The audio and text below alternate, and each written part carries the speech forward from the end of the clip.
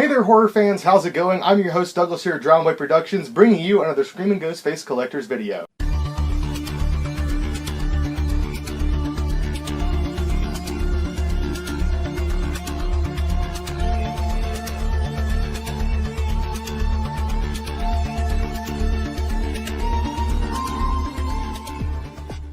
And today is a very special day indeed. Well, not that special, it's just my birthday.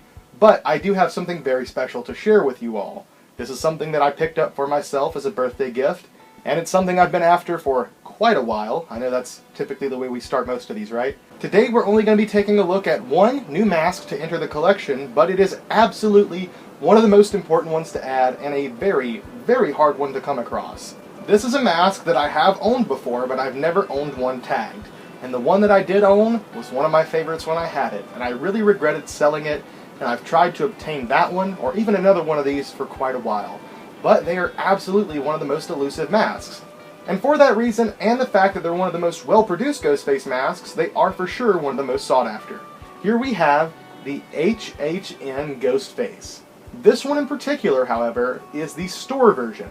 Some of you may already know this story, but if you don't, let me go ahead and recap. Let's start with the basics. HHN. What does it stand for?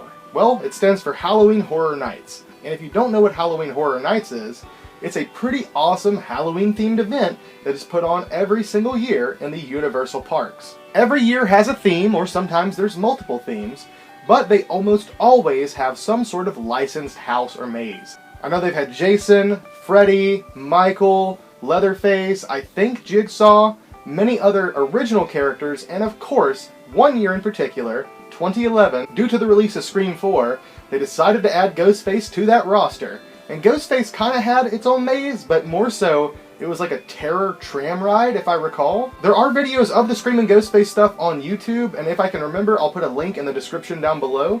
But if not, you guys should just look it up and check it out yourselves. It's pretty awesome, but still I don't know if it was really the best maze or the best thing they could have done, but still kind of cool to see so many people running around in Ghostface costumes. And, as for those Ghostface costumes, the ones that were worn by the actors were not this mask. I do have one of those, and I'll show you in a minute. But they also did have, one of my favorite things, this really, really cool statue that almost looks like a bronze-ish kind of statue of Ghostface. And I'm pretty sure that it was actually just made out of plastic and vinyl and stuff like that. But it looks really, really cool. I wonder what happened to that. I really wish I could have been there, and speaking of which, I really wish that they would bring Ghostface back. I mean, there's already been so much hype for Screaming Ghostface in the past few years.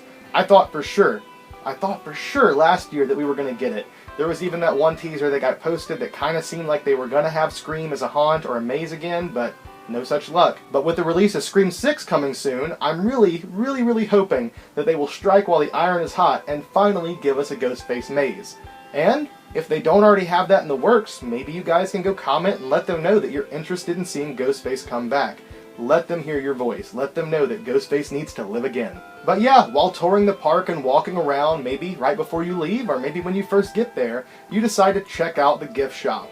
And in the gift shop, they did have some of these Ghostface masks. They are incredibly limited. These are some of the rarest masks that Fun World has ever put out, especially anything that's ever been released to the public. Not only that, if you were to even ask RJ from Fun World, he would tell you that the HHN is his favorite mask, and also possibly the best Ghostface mask they ever made. The quality of these were unbelievable. Really, they're amazing. If you guys have held or even seen a collector's edition mask, even one of the production masks from Scream 4, they're not as good a quality as these. The quality of the fabric is so much better. It's much sturdier. It looks like it's weaved much tighter. It looks just a lot better overall in how it's put together. It's really nice. And above all else, at least as far as the fabric goes, it doesn't cause the blue spots. That was a huge issue that they had at that point in time, but luckily these masks were not affected by that. Then if you want to talk about the EU mask attached to the shroud, they're also some of the best produced. The quality of the vinyl is really nice. They're pretty thick masks and kind of sturdy, as you can tell, but not like incredibly stiff, just really well made. As for the paint job on them, these are almost all exclusively painted absolutely perfectly. If you look at the mouth, the nose, the eyes, it all looks great. There's really no issues.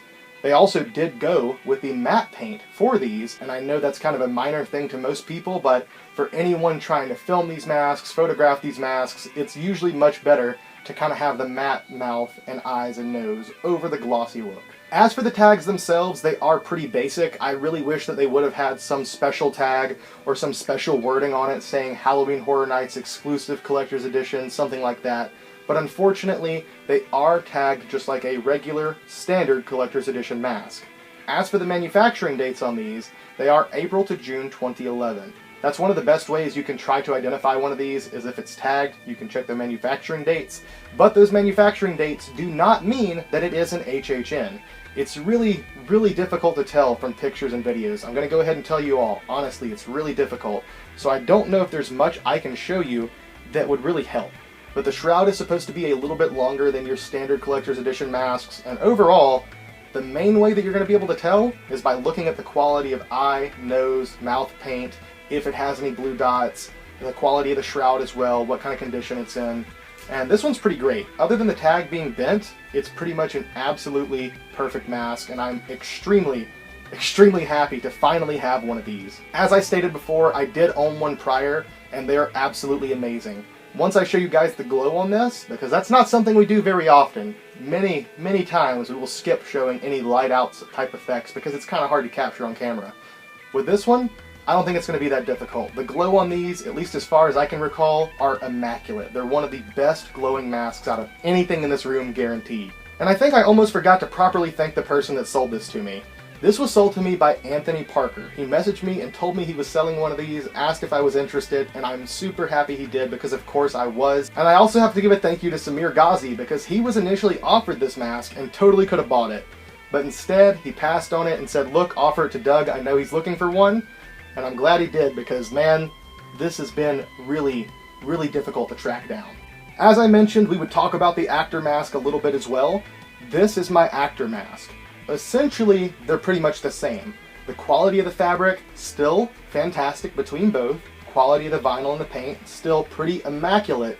The only real difference between the store masks and the actor masks do not glow in the dark, and the store masks glow like crazy. I would presume the reason why they went for non-glow for the actors' masks was not to create a different variant, but more so the actors needed something that was going to be a bit more stealthy, something easier to sneak up on somebody and scare them with, and if your face is glowing in the dark, you're pretty noticeable. The actor masks were never sold in stores, they were never sold to the public, they should have all been discarded of and thrown away. Now I mentioned that these are not only some of the best made Ghostface masks that Fun World ever produced, but they're also some of the rarest. From what I can recall, there were 250 of each version made. Maybe it's 250 total, I'll put it on screen if I'm recalling incorrectly, but I'm pretty certain there were 250 glow and 250 non-glow. The glow were the store masks that were available to the public, and the actor masks, the non-glow, was never sold in stores. They were never meant to be given out to the public, distributed in any way, so realistically, these should have been much rarer. But, at least in my opinion, from what I've observed in the past few years in the hobby, the glow versions are actually harder to come across. I very seldom ever see these pop up, especially for sale. Whereas these versions, they never should have been for sale. They shouldn't have made it out to the public at all. I shouldn't be holding this. But thanks to one person who worked at Halloween Horror Nights, Gage Munster, we actually do have some of these out here in the wild. He saved a bag full of them, some tagged, some untagged, and throughout the past few years, he sold them to many different people in the hobby. Most of them ended up going to people who are well known in the hobby and have been around for years and years, but still some of them just got sold to the general public by him. But for the most part, people like me got hooked up with them, and I'm really happy that I was, because realistically, both of these are some of the hardest to obtain Ghostface masks in the hobby. I know I keep stating that over and over, guys, but they're just genuinely some of the most well-produced. They look great. They are great. They're incredibly rare. They're just cool masks with a cool history. I really hope that we do get to see Ghostface return to Halloween Horror Nights sometime soon. Not just because it would be awesome to actually get to experience that in person this time, but also, they're probably going to do some kind of special edition mask, something like this again, and that would be awesome to hunt for. With that being said, there's really not much left to say. It's just on these two masks, two of the rarest pieces in this room, absolutely, and two of my favorites for sure. I never thought I would own either one of these tagged brand new, but I'm very happy to own them, and now I'm really only missing a TD Collector's Edition to have every Collector's Edition style mask. But yeah, really not a whole lot left to say on these. I thank you all for joining me on my birthday. I hope you guys enjoyed this as much as I did. I am incredibly, incredibly happy to add these to my collection. I love you all. Thank you for watching, and see you next time.